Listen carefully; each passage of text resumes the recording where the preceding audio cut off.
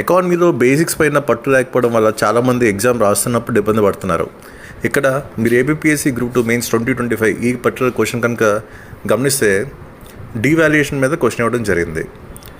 అసలు డీవాల్యుయేషన్ అంటే ఏంటి, దీని ఇంపాక్ట్ ఎక్స్పోర్ట్స్ మీద ఎలా ఉంటుంది, దీని ఇంపాక్ట్ ఇంపోర్ట్స్ మీద ఎలా ఉంటుంది అనే మెయిన్ ఫోకస్ ఏరియాతోనే క్వశ్చన్ని డిజైన్ చేయడం జరిగింది.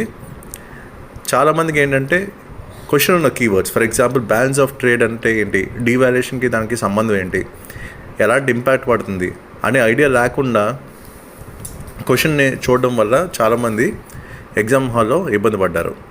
సో దీన్ని బట్టి అర్థమవుతుంది ఏంటి, బేసిక్స్ మీద మీకు ఎక్కువ క్వశ్చన్స్ వస్తున్నాయి. బేసిక్స్ ఎవరైతే స్ట్రాంగ్గా ఉంటారో సో వాళ్ళే ఎడ్జ్ సాధిస్తున్నారు, వాళ్ళే ఎక్కువ మార్కులు సాధిస్తున్నారు. బేసిక్ లెవెల్ అప్రోచ్ మిస్ అవ్వడం వల్ల ప్రిపరేషన్లో గ్యాప్స్ అయితే కనిపిస్తున్నాయి. అండ్ కొంచెం ట్విస్ట్ చేసి ఎగ్జామ్ హాల్లో అడుగుతున్నప్పుడు డైరెక్ట్ క్వశ్చన్స్ రాకుండా అప్లికేషన్ బేస్డ్ క్వశ్చన్స్, లేకపోతే అసెషన్ రీజన్ బేస్డ్ క్వశ్చన్స్, లేకపోతే ఇన్కరెక్ట్ అనే కీవర్డ్తో క్వశ్చన్స్ వస్తున్నాయి.